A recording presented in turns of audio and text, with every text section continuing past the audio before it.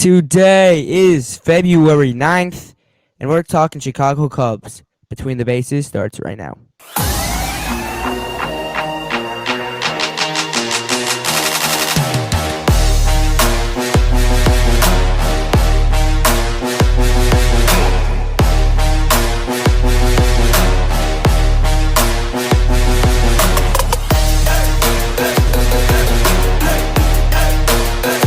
Hello, everyone. Welcome back to an episode Between the Bases podcast. Today, we're joined by J-Cap because we're talking Chicago Cubs. Big Chicago Cubs fan. J-Cap, how you feeling about the offseason so far, and what would you grade the offseason? It's really not. The Cubs have made a couple nice moves, but that's really been it.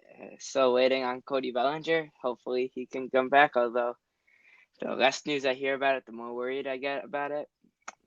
So to give a grade, probably like a C plus, but Bellinger would probably push it to an A. Okay, so you're talking about Bellinger in that offense. Let's say Bellinger, let's talk about the offense right now because Bellinger's not on the team. The Yeah. offense right now, would you say it's a top 10 unit? It's a bottom five. It's a bottom 10 Not a unit. chance. I don't think it's bottom 10, but it's probably in like the 17, probably like the 16 to 19 range. Do you think you because the NL Central is wide open? Corbin Burns just got traded. Do you think that you guys can contend with that offense where you're at right now?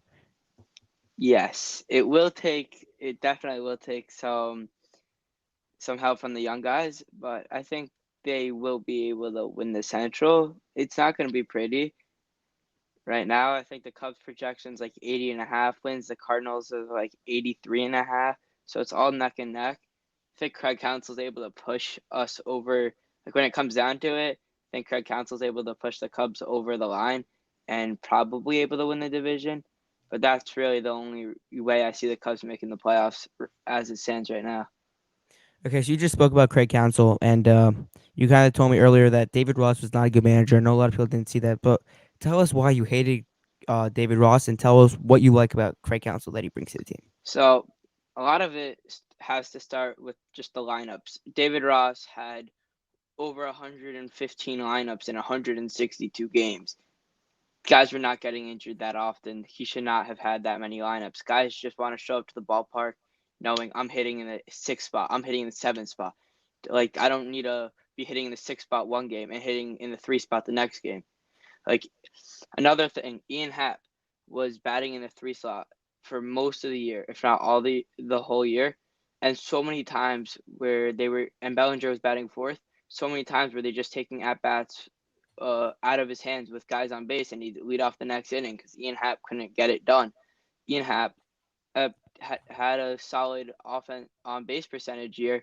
Like he drew a lot of walks, but he wasn't getting the hits, and he definitely wasn't getting hits when they needed them. With guys on base, he was not coming through. And another thing, I think he mismanaged like the bullpen down the stretch, especially in that last month where they went something like 7-21 or whatever in their last 28 games to fully fall out of the playoffs with 3 weeks to go. Uh, Guys were just gassed. He had burnt them out too early in the year, and he wasn't able to get guys into favorable positions, which led to Cubs blowing a lot of late inning leads in the later part of the year. Okay, so you touched a little bit on the rotation there, but I'm gonna ask you this question. You guys lost Marcus Stroman. Obviously, you guys added Shota Imanaga. Is there a belief here that Shota Imanaga is gonna have a better season than Marcus Stroman had this year? Yes, so Marcus Stroman was top five Cy Young race at the break, but after that he just forgot how to pitch. He fell off a cliff. Part of that was injury, part of that was probably workload, but also he was just getting hit around even when he was quote unquote fully healthy. Shota Imanaga coming over from the second best league in the world, coming from Japan, struck out a lot of guys, and I think that's a big part that can uh, that'll be able to translate because in Japan they don't strike out and strikeout rates are through the roof here. So I think he'll be able to continue that, and that'll help him uh, get out of jams. Another thing that he's that like he has one of his issues though is he has an issue with the long ball. Especially in Chicago where it's hit or miss every night. If the wind's blowing in, it's a pitcher's park. Wind's blowing out, it's a hitter's park. It could change any time, especially in the summer when it warms up and balls are flying further. If you had a home run problem in Japan, you could have a big home run problem here in the MLB. Okay, so give me a player on the Cubs that come August or September, you know that he's gonna be a big factor, and our eyes, the Yankee fans, the Ace fans, the Giants fans, are all gonna be looking up and say, "This guy's a pretty talented player." Give me that player for the Cubs. I have to say, probably Seiya Suzuki. He had an unbelievable second half of the year. I, especially last 2 months of the year, he was great, especially down the stretch when the Cubs needed him. I know he ended up dropping that fly ball against the Braves in the eighth inning, which really was the end of their season.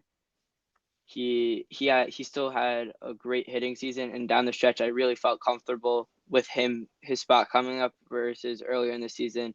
It was like, oh gosh, Seiya's up again. That's an easy out.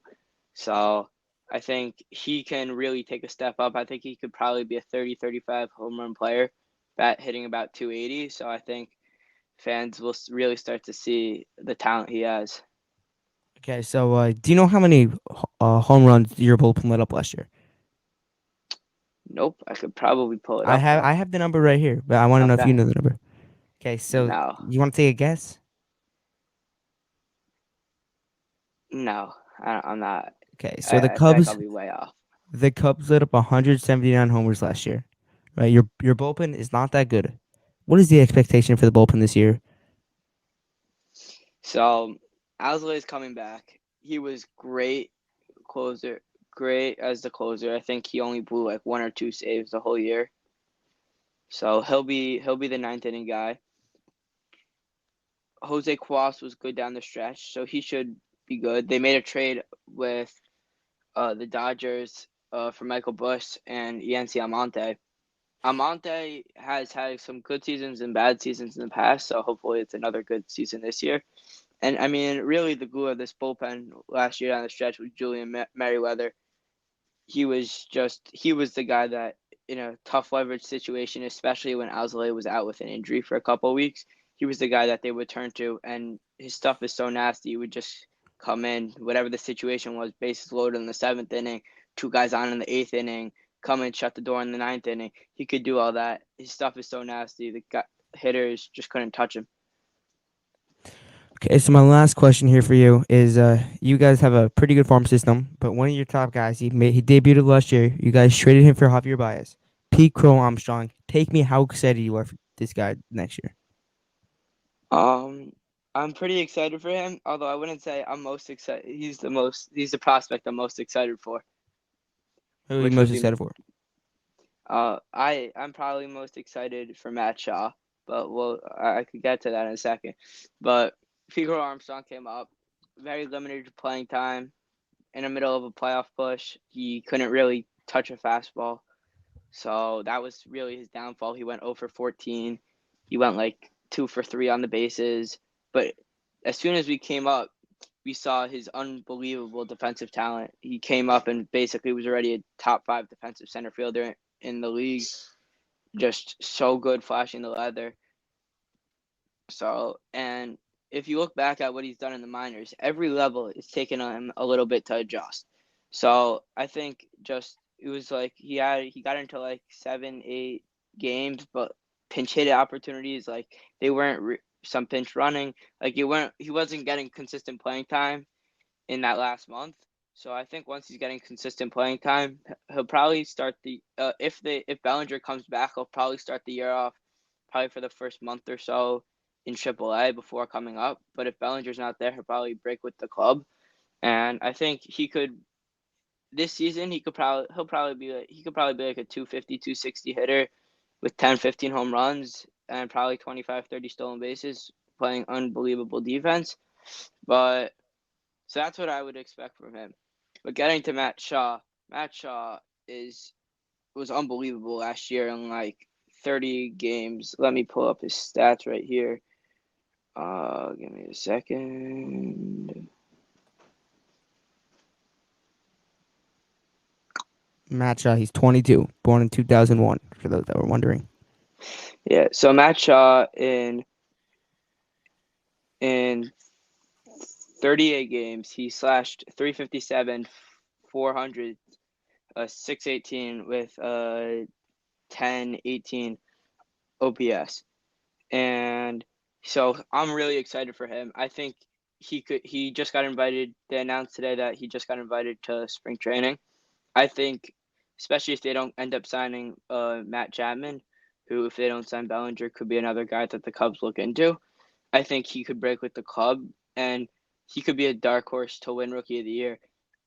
He was like thought of as one of the best hitters coming out of college last year in Maryland. Came up and showed it. Played a couple games in rookie ball before going to A ball for a couple games at the end of the season with Double A, where he at Double A and Single A he hit 4 home runs.